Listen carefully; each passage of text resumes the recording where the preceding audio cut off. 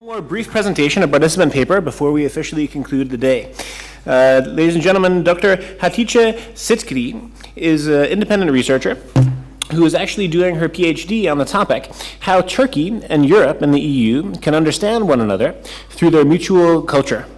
The title of her presentation today, Myths, or actually the title of her thesis, Myths, Symbolic and Symbols and Branding, Turkish National Identity and the EU. The topic that she's chosen for her presentation right now is a very similar one, Branding International Myths and Symbols for Peace, How to Meet Your Other Turkey and Europe and the EU.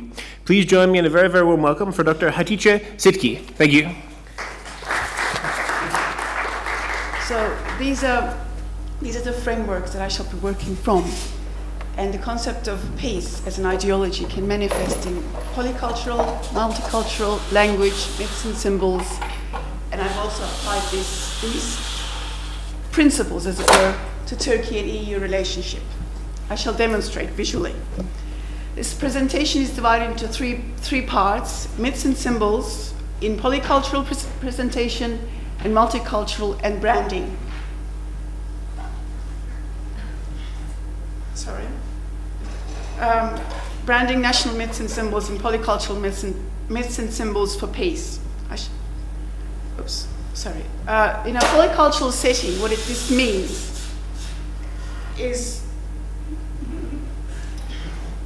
in a polycultural setting, it means the multitude of different plants are work together. I better wait, I think. I think it might be best. I think I will wait, because I'm too distracted with this whole wait.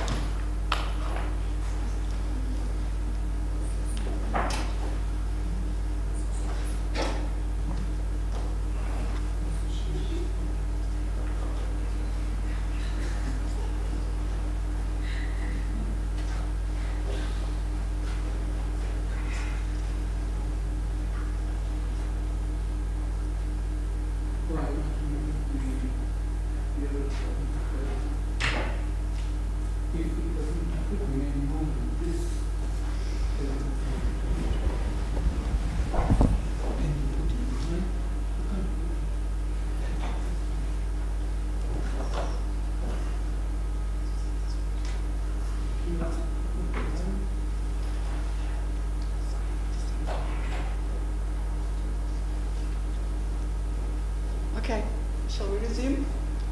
After commercial break. Okay. What a polycultural means, this is how I applied it to. In a polyculture, from an agricultural term, it means when all the plants interact within a controlled setting. They interact, but there's no interaction with what is outside of this field. This is an agricultural term.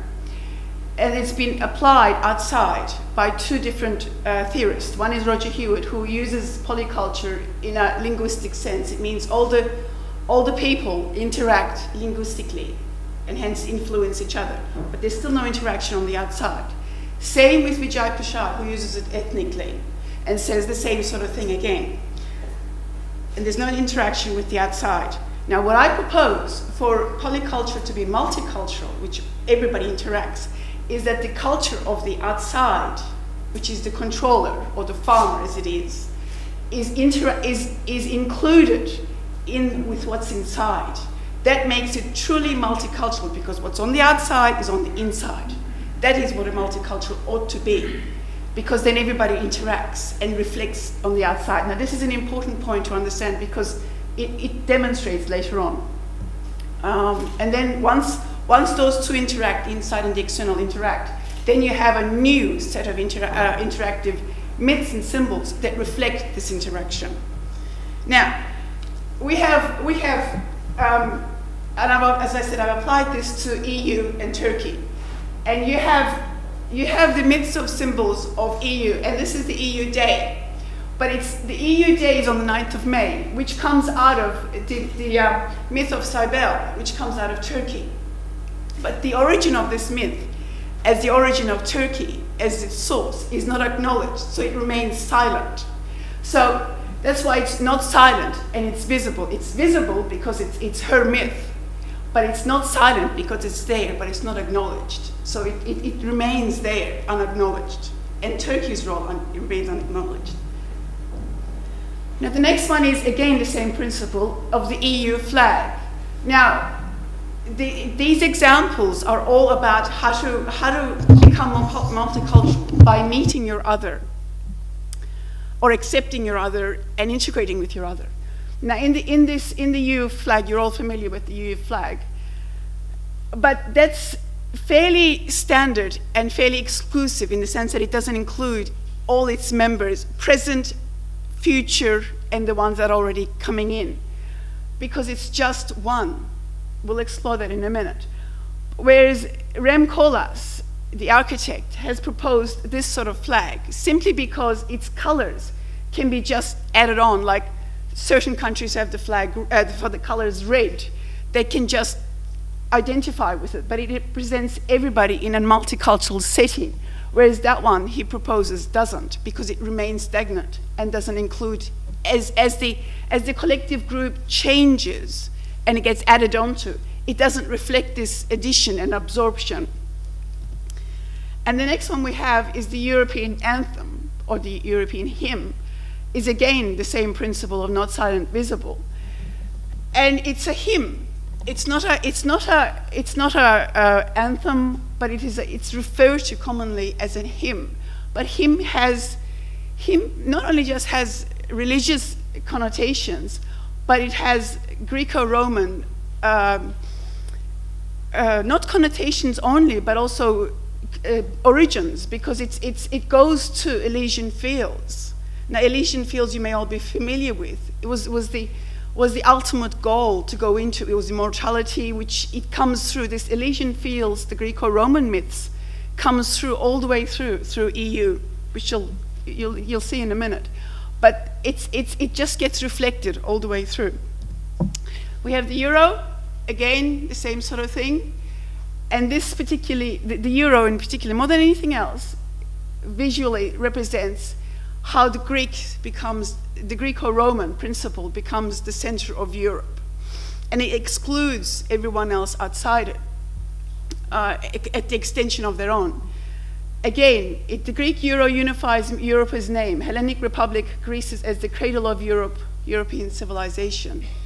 And it ignores all the other coming in and going out civilization's identity. And the next one we have is united in diversity. This goes back again to what I said about Turkey's role being silent in the creation of collective group identity of the EU and Europe, for that matter. That particular phrase comes out of St. Paul, Epistle in Ephesus, or Ephes in Turkish, or in Asia Minor. And it comes out of the Ephesians, and that's the proper reference. One body, unity, and diversity within the church. Another collective group united within. Again, religion, Greco-Roman, same ideology comes through. Not silent and visible, it's there. Turkey's role again is, as the beginning, is there, but it's again not acknowledged. So, in other words, these things could help their relationship further along by these origins, acknowledging these origins. Next one is the Europa.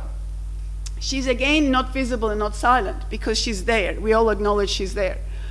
Her myth originated out of Asia Minor, and her myth unites 3 continents, ancient and modern world. She is born in Asia Minor, which is Anatolia, Turkey. She spent her life in ancient Greece when she was abducted by Zeus, and then she gives her name to a continent, West Europe and EU. But again, her beginning is not acknowledged. You see how or others is manifested in other linguistics and myths and so forth, but never get full acknowledgement. And then you have one of her sons, Rhadamanthus, who doesn't receive much attention at all. But I thought he was an interesting hero because all collective groups need a hero. We all have one. We ought to have one. Europa doesn't, EU doesn't have a hero. It's one of the ones that are actually missing. As they're forming their own collective group identity, they're missing. So I thought they could have a Rhadamanthus, simply because he was the judge for all the underworld who could come in and couldn't come in. So I thought if EU as a collective group can decide who can come in and who cannot come in. Well, wouldn't that be good if we were actually using that as a benefit? They can all act collectively. So he's known as the justicer. When I thought, well, EU is a justicer, so they could do that. So if you divide that into a formula, it would be Rhodomantis as the collective group. Then you have the earth, which is the present.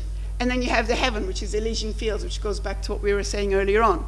Or the simpler form of that formula is EU, aspirant members, and EU. All they're coming in. Yes. Okay, here we go. Here's a Greco-Roman culture of EU and Europe. And this particular thing happened when Pope Leo crowned Charlemagne, or King David as he was at the time. And this particular change, the shift, happened because of they didn't want the Eastern Byzantine Empire, and they wanted Rome. It went back to Rome as the center of the Western world, at the extension of everyone else. And this Greco-Roman cultural manifestation is in UNESCO, because that's the Pantheon, in EU culture sign with the Doric columns, Ionic columns, and in the United Nations with the olive branches. We'll come back to that one. But it's at the expense of North myths and any other national myths that come through. Here we go, before I go back to that one. Let me just explain why United Nations is in here with the olive branch. Olive branch can be applied to, say, if you want to extend it to all the Mediterranean, because they may have olive branches, so they may understand the concept of olive branch being for peace, as it's also in the Bible. So you can apply the 3 Abrahamic religions for that. That's fine. But what happens if it's United Nations, but it's for the rest of the world? And they don't have olive trees in the rest of the world, for example, and they wouldn't have the significance of olive branches for peace. So if it was for United Nations as a collective, as all nations uniting, how would you manifest that? How would you manifest accepting your other as part of you, or them as you part of them? Going back to our farmer ideology that we worked earlier on, how would you manifest that? Well, does that really represent all of us? All these symbols represent all of us as we are part of these groups. Well, these are some of the things that I played with. For these collective groups to be multicultural, to represent all of us, for example, you'd have, these are diverse things that are all, I mean, there was millions of other things that I could have picked from, but these are some of the things that are cultural. You have the peace pipe taken by two Christian fathers, I suppose. Then you have the amethyst as a symbol of peace. You have these 3 that are recently created, and you have the religious symbols of all the faiths in the world as peace symbol. You have elephant as a peace symbol, and you have the white flag. These are all identified in different cultures as symbols of peace. And then you have the Alliance of Civilization, which is also part of United Nations. But you notice that they have a different symbol altogether, which kind of like, you know, in my mind anyway, it was like a multicultural symbol because it represented everybody. I won't go too much into its colors, but that's, at least on its own, it was somewhat multicultural. And I thought we have to have this, of course. Peace at home and peace in the world. I thought that's kind of summed it up. And then you have our multicultural EU building. Now, if nations that are to belong to EU, how would they demonstrate their acceptance? And it goes back to, again, to heroes, if all nations and collectives have heroes. Well, one of the ways that you would demonstrate your acceptance of other, to lead to the concept of peace, for example, or to lead to concept of acceptance, would be to have heroes of various member nations shown as their acceptance. And I thought, okay, well, how would you do that? I thought, well, here's a statue of Atatürk. And I thought, if you were to have that statue of him, and it could be any nation's hero, I just picked that one, outside Charlemagne, father of Europe with the father of Turks. That way, you have the external, internal with one and the other. And it also shows their acceptance of one another. You see, because, I mean, if you just leave it as Charlemagne as father of Europe, he is not the father of everybody. He's what he's been accepted as. So that would be one way to accept the unity in diversity motto that EU mentions. And the next manifestation of the same idea would be on the postage stamps. EU at the moment has no postage stamps of its own. And I thought, well, how would they, as they're getting on to their identity and their soul, inner soul, how would they manifest that? And I thought, well, if you were to flick them around, you'd have the EU, obviously, hero with the Charlemagne, and they'd be flipped. I flipped them around with the languages, simply to show that the two father figures accept each other's groups, collective groups. And the only stamp that's been printed is by Bolivia for EU. They have yet to present their own external identity, and this is just only one of them. Now, this is interesting because Turkey's role in Europe has been it's been in three roles. It's played three roles.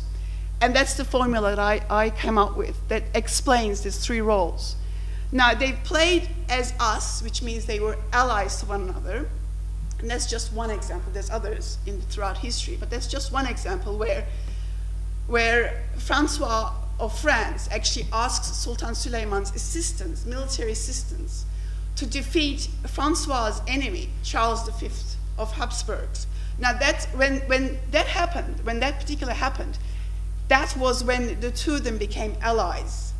They joined together for that purpose. Now, the next demonstration of their relationship is as us as others. The same, if we use the same example, it was us others, but they remained different. They didn't join together as in identity or interaction. They just remained different. And the last one is when there's no interaction between one and the other, and there's no alliance. And the example of that is the conquest of Constantinople or Istanbul. Well, that was, and then when Sultan Mehmed took the title of Caesar of Rome. Now, this was quite abhorrent to the Pope at the time, simply because that title could only be bestowed by a Pope and blessed by the Pope. But Mehmed said, I've conquered it, it's mine, and I can take it. And there was a huge uproar about it. So there was the other. The other remained, and there was no interaction between the two of them whatsoever. No melting of either. Now, this is my latest special interest at the moment, and this is how your acceptance of the other can manifest in language. You have Anzacs. I'm not sure if many of you are familiar with it, maybe because I'm from Australia. I'm very interested at the moment. And this is a Turkish soldier carrying a British soldier over the trenches, over the Gallipoli battle. Yet the Turkish soldier's role in helping this poor chap, he remains silent and never acknowledged. I mean, there's a statue at the moment put up by the Turkish government, obviously, but the West has never acknowledged they've done this. There's several incidences of both sides, but yet the Turks' role in Anzac and in Gallipoli, from the Western perspective, from Australians particularly, remains very silent. Now, the other thing that has bugged me, and I mean this bugged me, is because Atatürk's famous speech about, everybody knows this particular speech about how different soldiers have died on this soil and they're accepted as ours, and you don't need to, you know all the famous speech. But there's no such thing in reciprocation of the Turkish soldiers that have also died by the foreigners or by the West. It's like, it goes back to how to accept your other and how they accept you, linguistically in other ways. And for me, that speech really bugged me because there was no reciprocation in the other way for it. And the last one is, this is in Canberra, where I live. And this is the Anzac Parade. The whole thing is called as an Anzac Parade. But it's Anzacs. Again, the Turks' role remains silent. So I thought, well, how would you do that? How would you unsilence it? And one way would be for it to be Gallipoli Parade, but spelt in Turkish, simply because that shows your acceptance of your other in its full term, not anglicized, but in its full term as they spell it. Again, these are examples and applies to other countries' acceptance, but these are the examples I've taken. Now, the last example I have is the cyclical word formula, which sums it all up. I'm not sure if any of you are familiar with Roland Barthes' theories of semiology, and he has the Negro, and he remains as the Negro, unnamed, insignificant. So he becomes silent because we don't know anything about him, not because of the era that he came out of, because he doesn't speak to us. He doesn't want to know anything about us. So he becomes silent and visual. We know he's there, and the only way he speaks to us is through what he has on, what he's wearing, and what he's doing, in other words. So that becomes polycultural, because the culture of the dominant monoculture is superimposed on him. In this case, it's France, Empire of France. So he does all the right things for France, Mother France, but he's not really part of France, so he's doing it. So he's not multicultural, he's just obeying, so he becomes multicultural. Whereas this chap, Mesut Özil, is born in Germany, is of Turkish heritage. So we know a lot more about him, not because of this era, but because of the things he does and he's allowed to do. So he's polycultural and nearly multicultural. He's nearly multicultural because he belongs to two empires. He belongs to Germany, he belongs to Turkish Empire, but he identifies himself by his religion. He's allowed, and that's what makes it nearly multicultural, he's allowed by the German government. So when they have national anthems, he can recite the Quran before any matches. So that, for me, means there's a small group, there's a small little growth of accepting his own inner culture as part of the bigger culture and actually making it out in a bigger perspective. So it's unification of us with our other. And this is the conclusion. It needs to be multicultural, multi-ethnic, and multilingual, and multi-religious. International organizations, like the ones we've mentioned, need to be multicultural, not polycultural. And Turkey and EU share common myths and symbols which create their mutual misunderstandings. And for peace to be multicultural, all these things need to be acknowledged and worked at. That's it.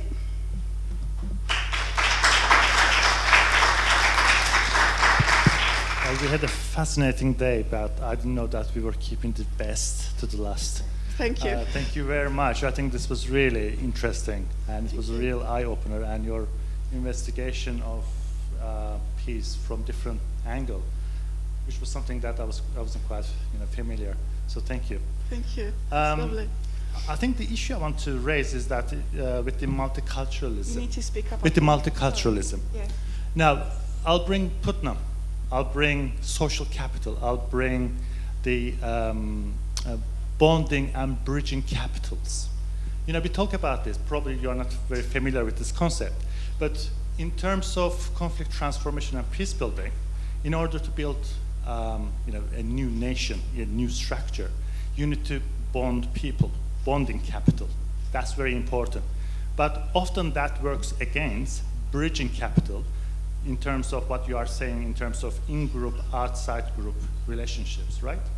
Now, with the multiculturalism, the way you are branding what peace is supposed to be, kind of seems to me that you are putting quite a bit of emphasis on bonding capital, right? So in the sense that, sort of how to create that identity.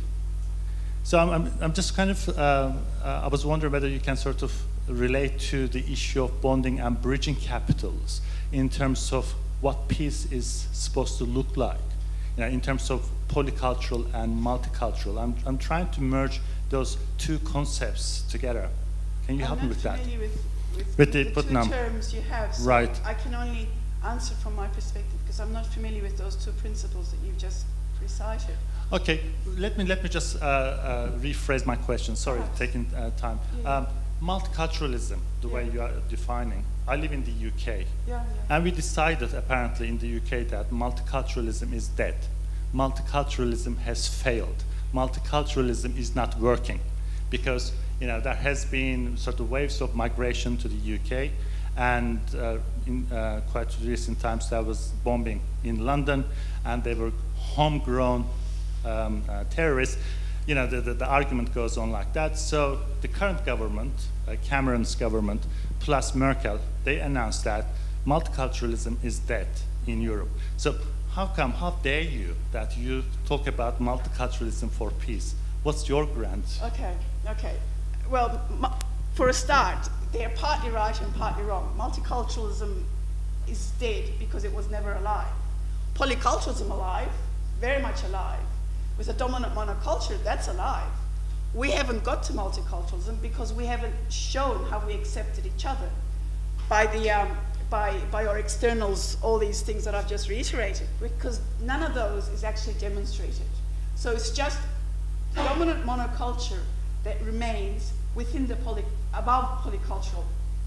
All the people that come into Britain or United Kingdom remain within the polycultural field. The dominant culture remains and remains dominant. It does not interact with what's below. So you have whatever is on the passport, whatever on the currency, whatever is on the parliament, all these remain. They all reinforce the dominant monoculture, without a doubt. What's down below, remains down below. These all interact and intermingle and reproduce a new identity all within themselves. But what's above remains up above. So yes, it is dead, and there's a hope for it to move on, but it hasn't gone through that yet. There's hope for it, but it won't happen till what's above actually takes steps to go down below and interact. At the moment, they're remaining very aloof.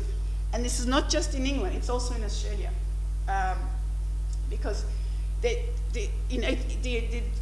role of all the multitude of cultures that is in Australia remains silent. Why? I mean, we advertise and we're supposed to be very proud that we're supposed to be multicultural. Yet the cultures of all these people that live in Australia or in England or United Kingdom remain silent. And yet we say, oh, we're very proud of all these things that we've been given. But when it comes to the final step of accepting them as part of the bigger identity, of the external identity, the group identity, oh, well, we'll just take those home. We won't give any of that to you. It doesn't work. It doesn't work. You need to go through the whole way. I mean, the ramifications of this idea, it goes all the way down from law to currency to political, social, cultural. It just goes on. And yet none of it's ever been addressed. And for example, for Turkey and EU to work, none of these ideas, none of these thoughts have ever been on any of the agendas. It's not on the Copenhagen agenda or anything other agendas. Never said, oh, we can agree to one another, we can actually talk about one another through some of these things that we actually have in common. Not the things we don't have in common, but the things in common for us to go to the next stage. This is how some of these ideas can manifest and actually demonstrate their acceptance, my acceptance of you and your acceptance of me. And these are never put on its either economic or political or hardcore culture. But these things keep remaining invisible. And somebody said about the elephant in the room, and I don't know if anybody's familiar with the 10 men of Hindustan who actually thought they knew about the elephant, but they all had each part of the elephant, and none of them refused to talk to the other because they all thought they had one part. But nobody said, oh, we'll just all together, connect it together, it looks like an elephant. You see, it's like that. It never gets connected. Anyway. Well, thank you very much. On that occasion, I'd like to ask all of us to please join in expressing our sincere gratitude to Dr. Sitki. Thank you very much. Thank you.